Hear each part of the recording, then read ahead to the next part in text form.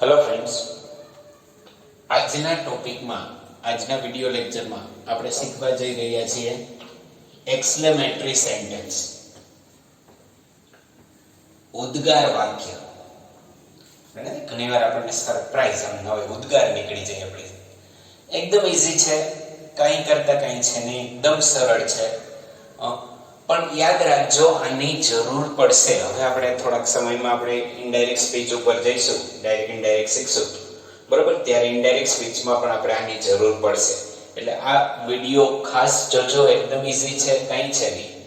હવે exclamatory sentence એટલે ઉદ્ગાર વાક્ય. આપણે બે રીતના વાક્યને એક્સક્લેમેટરી ઉદ્ગાર પણ બનાવવાના છે, અને એક્સક્લેમેટરી ઉદ્ગાર હોય એને એસર્ટિવ એટલે કે એને વિધાન પણ બનાવવાના છે. બંને વસ્તુ આપણે શીખવાની છે. તો પહેલો રૂલ્સ એનો જો કે એક્સક્લેમેટરી સેન્ટેન્સ બનાવો હોય તો બે રીતે બને. એક વોટ થી બને અથવા હાઉ થી બને. બે શબ્દોથી તમારે એક્સક્લેમેટરી સેન્ટેન્સ બને, ઉદ્ગાર વાક્ય બને. તો પહેલો જો વાક્યમાં આર્ટિકલ એ અથવા એન હોય તો એનો ઉદ્ગાર વાક્ય બનાવવાનું હોય તો તમારે શેનાથી બનાવવાનું રહે? વોટ થી. જો વાક્યમાં આર્ટિકલ એ કે એન આવેલ હોય તો એનો ઉદ્ગાર વાક્ય વોટ થી બને, એ યાદ રાખો. બીજું, જો વાક્યમાં આર્ટિકલ એ કે એન ન હોય તો એનો ઉદ્ગાર બને હાઉ થી. ઓકે, એક ક્લિયર? ક્યારે વોટ થી બને અને ક્યારે હાઉ થી બને. જો વાક્યમાં આર્ટિકલ અ અથવા એન, બરાબર, અને હોય તો વોટ થી, ન હોય તો હાઉ થી. પછી જ્યારે પણ તમે વાક્યને ઉદ્ગાર બનાવો ત્યારે વાક્યમાં મોટે ભાગે આવા શબ્દો હોય, વેરી હોય, રિયલી હોય, ઇન્ડીડ હોય, આવા શબ્દો નીકળી જાય. એ શબ્દોને તમારે કાઢી નાખવાના. બાકી એકદમ ઈઝી છે. પહેલું, હવે તમને હું અહીંયા એક વાક્ય આપું છું. આ છે, the films of Ajay are very enjoyable. કે અજયની ફિલ્મો ખૂબ જ એન્જોયેબલ, એન્જોય કરીએ એવી હોય. તો તમારે પહેલું જોવાનું કે આમાં આર્ટિકલ છે એ અથવા એન તો નથી, તો શેનાથી બનશે? હાઉ થી. તો વાક્યની શરૂઆતમાં કરવાનું હાઉ, બરાબર. પછી વાક્યમાં વેરી, રિયલી એવા શબ્દો હોય, કાઢી નાખવાના. અહીં કયો શબ્દ છે? વેરી, આ કાઢી નાખવાનો. એના પછીનો જે વિશેષણ વાળો શબ્દ હોય, વિશેષણ અથવા ક્રિયા વિશેષણ વાળો, એ શબ્દને આગળ લઈ લેવાનો. How enjoyable.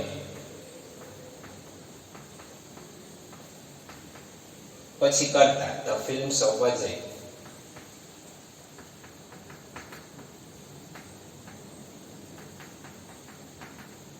પછી ક્રિયાપદ હોય તો ક્રિયાપદ, ટુ બીન રૂપ હોય તો ટુ બીન રૂપ. અજય આર. એમ જ વોટ અથવા હાઉ પછી શું આવશે? વિશેષણ અથવા ક્રિયા વિશેષણ દર્શક જે શબ્દ હોય એ આવે. દાખલા તરીકે અહીં જો, it was indeed a glorious match. અહીંયા શબ્દ વધારાનો આ ટૂંકમાં કયો છે? ઇન્ડીડ. એને કાઢી નાખવાનો. પણ શેનાથી બનશે? વોટ થી કે હાઉ થી? આર્ટિકલ અ છે તો શેનાથી બનશે? એ કે એન હોય તો વોટ થી બનાવવાનું, ન હોય તો હાઉ થી. તો આ શેનાથી બનશે? વોટ થી. તો કે વોટ પછી એ, what a glorious match it was it ન થઈ જાય હો, પ્રશ્નાર્થ વાક્ય નથી. આ આપણે છે ઉદ્ગાર વાક્ય બનાવીએ છીએ, બરાબર. the days of school were very happy. તો જો એમાં આર્ટિકલ નથી તો શું આવશે? how, પછી વિશેષણ કયો આવે? happy. The days of school were. આવડી જાય કે નહીં? એકદમ ઈઝી છે ને. વેરી, રિયલી, ઇન્ડીડ એવા શબ્દોને કાઢી નાખવાના, અને બાકી વોટ અથવા હાઉ ની પછી વિશેષણ અથવા ક્રિયા વિશેષણ જે હોય એ મૂકી અને બાકીનું વાક્ય બનાવવાનું. દાખલા તરીકે અહીંયા જો, Taj Mahal is really a marvelous monument. તો રિયલી શબ્દ નીકળી જાય તો શું આવે? વોટ. તમે તમારા મનમાં બનાવતા જજો. વોટ અ marvelous માર્વેલસ એટલે ભવ્ય, મોન્યુમેન્ટ એટલે સ્મારક. What a marvelous monument the Taj Mahal is. આવડી જાય કે નહીં? Sachin is a very clever batsman. તો વેરી નીકળી જાય તો શું આવશે? What a clever batsman Sachin is. Okay, આ રીતના. હવે હું તમને એક સમજાણું હશે મારી ખ્યાલથી. વેરી રિયલી કાઢી નાખવાનો. વોટ પછી શું આવી જાય? આર્ટિકલ એ કે એન હોય પછી વિશેષણ. હાઉ હોય તો ડાયરેક્ટ વિશેષણ. બાકી વોટ પછી એ કે એન આર્ટિકલ આવે. ઘણીવાર તમને કેવી રીતનું વાક્ય હોય એની ચર્ચા કરીએ આપણે. અહીંયા હું એક વાક્ય કાઢી નાખું છું, સમજાય છે ને? દાખલા તરીકે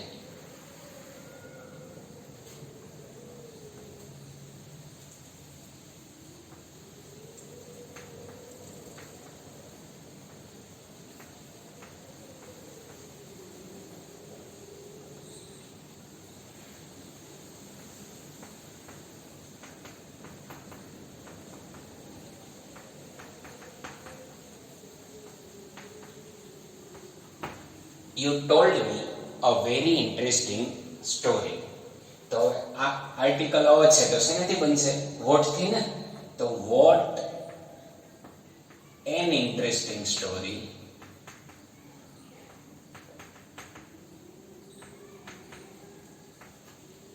you told me. ઓકે, હવે હું તમને એમ કહું, અહીંયા એન કેમ થઈ ગયો? અહીંયા તો અ છે. તમે ભૂલ ક્યાં કરો એની એક જસ્ટ વાત છે. હા, તો અહીંયા આર્ટિકલ એ એટલા માટે છે કે વી વ્યંજન છે, એનો ઉચ્ચાર વ્યંજનથી થાય છે. પણ વેરી નીકળી જાય એટલે ઇન્ટરેસ્ટિંગ, આઈથી શરૂઆત થઈ ગઈ, એનો ઉચ્ચાર સ્વરથી થાય છે એટલે આર્ટિકલ એન. આર્ટિકલ એ કે એન કોને જોઈને? તમારે વિશેષણને જોઈને મૂકવાનો રહે. જો આર્ટિકલ હોય તો વોટ થી, નહીતર શેનાથી બનશે? હાઉ થી. ઓકે, સમજાઈ ગયું? આ તો આપણે વાક્યને એસર્ટિવ વિધાન વાક્ય હતા, એમાંથી આપણે શું કરી નાખ્યું? એક્સક્લેમેટરી ઉદ્ગાર વાક્ય બનાવ્યા ને. હવે અહીંયા વાક્ય આપેલા છે એ એક્સક્લેમેટરી છે, ઉદ્ગાર છે, એને આપણે એસર્ટિવ બનાવવાના છે. તો એસર્ટિવ એટલે વિધાન. તો વિધાન વાક્યની શરૂઆત શેનાથી થાય? કર્તાથી, પછી ક્રિયાપદ અથવા was were am is are જે ટુ બીન રૂપ હોય. દાખલા તરીકે અહીં જો, what a simple man Gandhiji was. તો જો આમાં તમે વેરી, રિયલી, ઇન્ડીડ એવા શબ્દો કાઢી નાખતા હતા. આમાં તમારે એવા શબ્દોને શું કરવા પડશે? એડ કરવા પડશે ને, ઉમેરવા પડશે ને. તો એક તમને સિમ્પલ લોજિક આપી દઉં. જો તમારે રિયલી અને ઇન્ડીડ શબ્દ મૂકવાની ઈચ્છા થાય ને જો આર્ટિકલ એ કે એન હોય તો એની આગળ આવી જાય. જો અને આગળમાં આવ્યું રિયલી, ઇન્ડીડ આમાં હશે ક્યાંક. હા, અહીંયા પણ આર્ટિકલ રિયલી અને ઇન્ડીડ હોય તો એ આર્ટિકલ પહેલા આવશે. વેરી શબ્દ મૂકવો હોય તો આર્ટિકલ પછી મૂકશો. એ યાદ રાખવાનું. આર્ટિકલ એ કે એન પછી તમે વેરી શબ્દ મૂકી શકો, પણ રિયલી કે ઇન્ડીડ મૂકવું હોય તો તમારે આર્ટિકલની પહેલા મૂકવું પડે. હાઉથી બનેલું હોય તો એમાં તો આર્ટિકલ હશે ને, એટલે કોઈ પ્રોબ્લેમ હશે નહીં. દાખલા તરીકે અહીંયા જો હું તમને બે રીતે સમજાવીશ. What a simple man Gandhiji was, આનો આપણે ઉદ્ગાર છે એનું વિધાન કરવું હોય, મતલબ કે અસર્ટિવ વિધાન વાક્ય, એને શું કહેવાય? ASSERTIV, અસર્ટિવ. તો જો કર્તામાં કયું છે? તો કે ગાંધીજી. કર્તા પછી ક્રિયાપદ, અહીંયા was. Gandhiji was a very simple man. માની લ્યો કે તમે એમ કહો કે સર અમારે વેરી નહીં રિયલી મૂકવું છે, તો શું કરશો? તો Gandhiji was really a simple man. Really મૂકવું હોય તો ક્યાં મૂકવું પડશે? આર્ટિકલની પહેલા. Gandhiji was indeed a simple man. એનો અર્થ મોસ્ટલી સેમ થાય છે. Okay, what a lovely moonlight it is.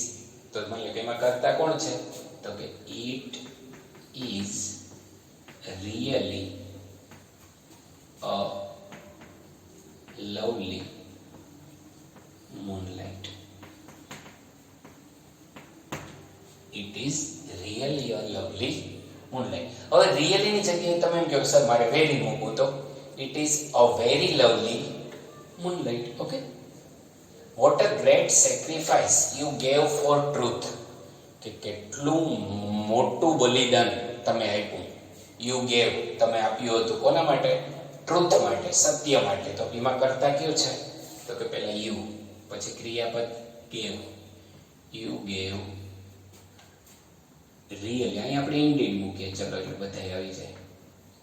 You gave indeed a great sacrifice. પછી આ વધારાના શબ્દ છે એટલે નાખો for truth અને ફૂલ સ્ટોપ, નહીતર એક્સક્લેમેટરી માર્ક એટલે ઉદ્ગાર ચિહ્ન આવે. How lovely you spoke, તો કર્તા તરીકે શું આવે? You spoke very lovely. ટૂંકમાં કાર્ડની વાક્ય રચના પ્રમાણે જ કર્તા, ક્રિયાપદ, કર્મ, હા, વેરી અને રિયલી મૂકી દેવાનું. વેરી, રિયલી અને ઇન્ડીડ તો એકબીજાને બદલે મૂકી શકાય, પણ આર્ટિકલ પહેલા મુકાય. આમાં તમારે આમાં રિયલી લખવું હોય તો આમાં તો આર્ટિકલ હોય નહીં, પ્રશ્ન હોય નહીં. How sweet the mango is, તો કે the mango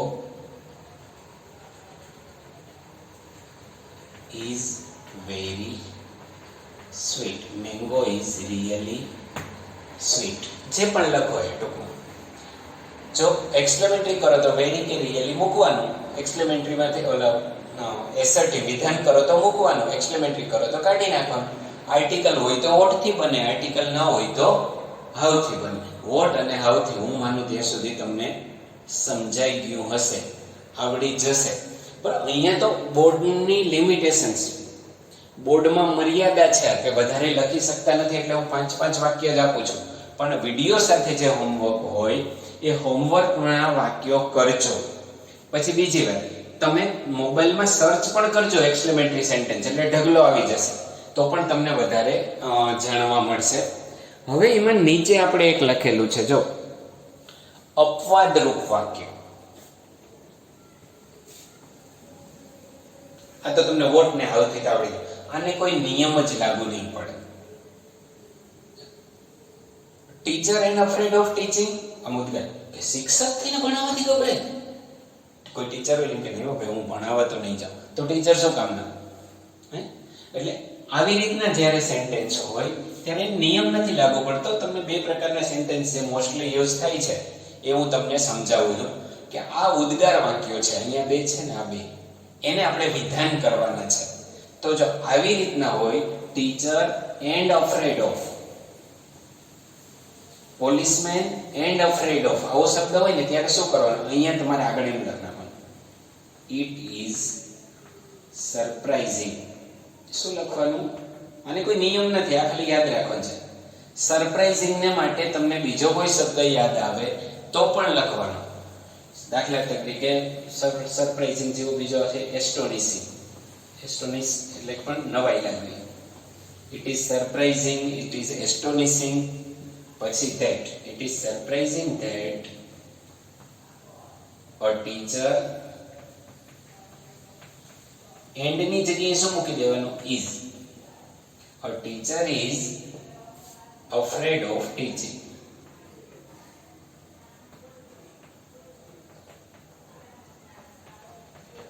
It is surprising that a teacher is afraid of teaching. શું કરવાનું છે?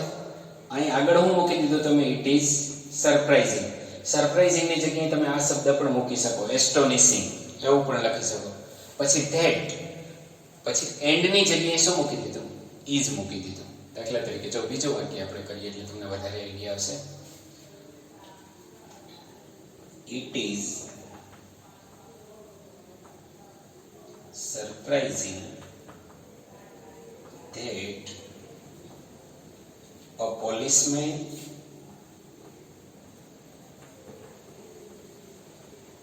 and ને બદલે અહીંયા શું આવી જાય? is afraid of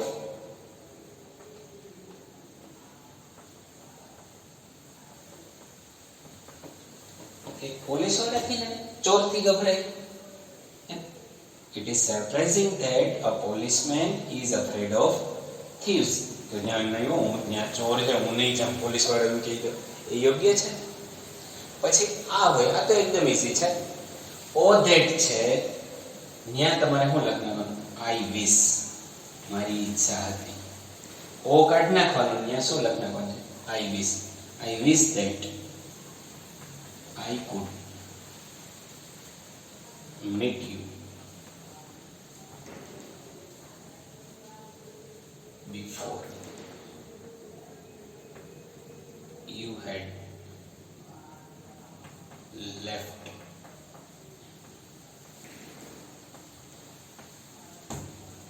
I wish that I could meet you before you had left India. Or that એની જગ્યાએ અહીં પણ પાછું શું લખવાનું? I wish that I had wings of bird. Okay, આ રીતે ઓ કાઢી અને ત્યાં શું આવી જાય? I wish. અને નિયમો નથી, આ માત્ર કેવા છે? અપવાદરૂપ છે. ઉદ્ગાર વાક્ય હતું એનું આપણે શું કર્યું? વિધાન કર્યો. હવે હું તમને પાછા એવા વાક્યો આપું કે જે વિધાન છે એનું તમારે શું કરવાનું? ઉદ્ગાર કરવાનો. દાખલા તરીકે આ સમજાણું તમને કે ઇટ ઇઝ સરપ્રાઇઝિંગ, ક્યાં મૂકી દીધું? અહીંયા. પછી that, it is surprising that a teacher is afraid of teaching. It is surprising that a policeman. And કાઢી અને અહીંયા શું આવી ગયું? ઇઝ. આમાં ઓ કાઢી અહીંયા શું આવી ગયું? વિશ. ઉદ્ગાર વાક્ય નીકળી જાય અને વિધાન વાક્ય થઈ. હવે માની લ્યો કે આપણે વિધાન વાક્ય આપીએ અને ઉદ્ગાર બનાવવાનો છે, તો તમે કેવી રીતે બનાવશો? દાખલા તરીકે અહીંયા આપણે એમ કરીએ કે અપવાદ રૂપમાં પાછા ઊંધું લઈએ આપણે.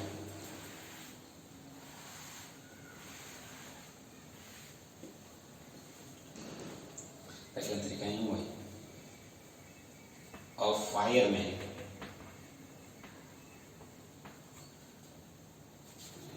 આપણે તો ઉદ્ગાર બનાવવાનો છે.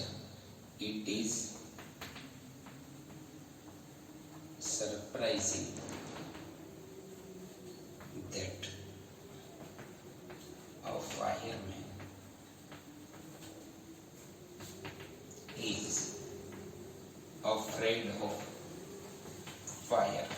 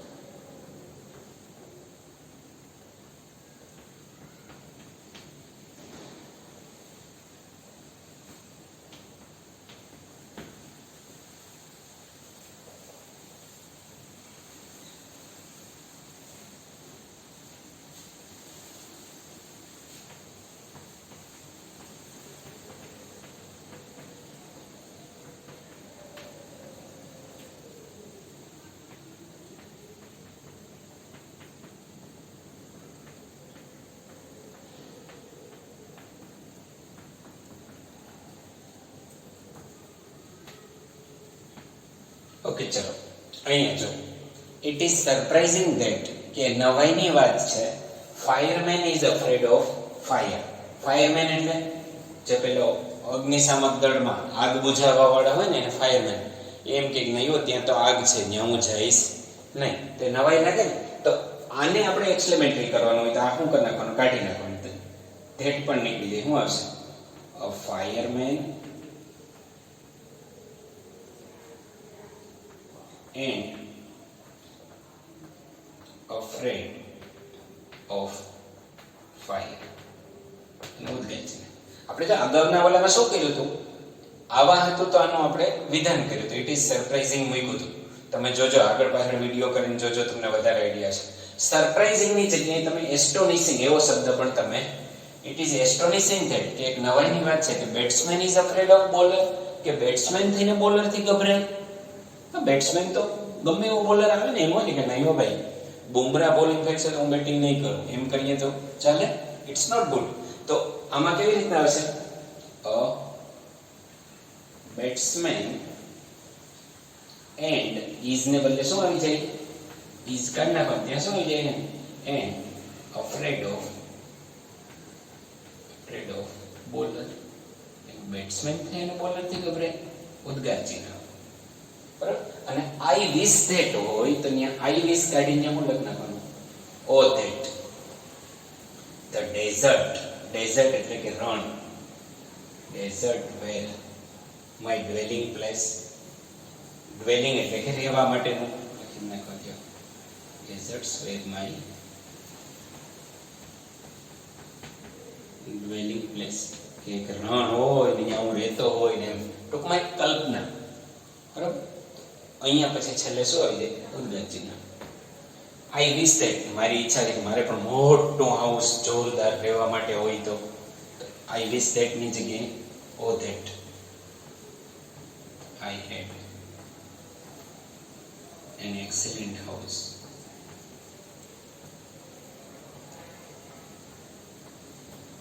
Two live in.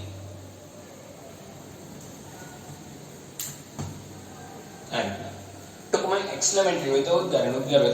આ જે બે પ્રકારના વાક્યો છે એ જરા યાદ રાખી લેજો. એ તમને આગળ જતા કોમ્પિટિટિવ એક્ઝામમાં પણ ઉપયોગી થશે અને આપણે ઇનડાયરેક્ટ સ્પીચ શીખશું એમાં પણ ધ્યાન રાખે. બાકી નોર્મલી તમારે યાદ રાખવાનું છે વોટ થી કેવી રીતના બને અને હાઉ થી કેવી રીતના બને. એક્સક્લેમેટરી વાક્ય જો તમારી ઇનડાયરેક્ટ સ્પીચમાં શું શીખવાનું થશે એક્સક્લેમેટરી હશે તમારે એને શું બનાવવાનું રહેશે વિધાન બનાવવાનું રહેશે અને પછી એનો એક્સક્લેમેટરી નિયમ પ્રમાણે અલગ ઇનડાયરેક્ટ સ્પીચ આપણે નિયમ પ્રમાણે કરવાની થશે પણ એ તો પછીની વાત છે. એટલે સુધી હું માનું ત્યાં સુધી સમજાઈ ગયું હશે. હું તમને હોમવર્કમાં વાક્યો આપીશ તમારે વોટ થી અને હાઉ થી બનાવવાના રહેશે. આ તો તમારી સમજણ માટે છે પણ મેઇન તમારા માટે આ બે વસ્તુ છે. એસર્ટિવ વિધાન વાક્ય હોય તો એનો એક્સક્લેમેટરી બનાવો. એક્સક્લેમેટરી વાક્ય હોય તો એનો અસર્ટિવ એનું વિધાન બનાવો. કેવી રીતના બનાવવું એ જોવાનું રહેશે. ઓકે સમજાઈ ગયું હશે. સમજજો વ્યવસ્થિત. ના સમજાય તો જોજો અને ના સમજાય તો પૂછજો. ઓકે આવજો.